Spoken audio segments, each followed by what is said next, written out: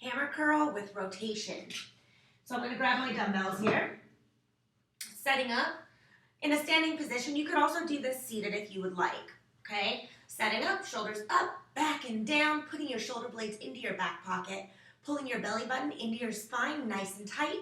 Ribs are closed in towards your belly button. Lower abdominals are up and in. This is the setup every time you do any exercise.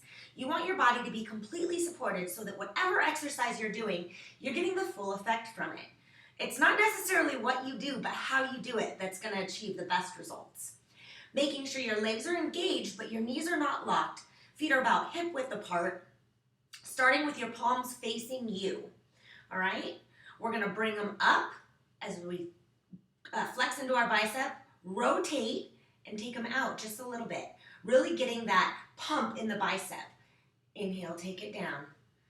Exhale as you bring it up. Exhale, rotate. Inhale down. Exhale, bring it up and rotate. Notice my wrists rotate. My palms are facing me and then they're facing away towards the outside. Let me show you without the dumbbells. So you have your weights, palms facing your sides. Curl up in a hammer curl position. Rotate as you take them out. It really creates that little peak in your bicep, giving you that added definition. This move is absolutely amazing. So take those weights right here. You inhale, shoulders up, back and down. Everything's nice and tight.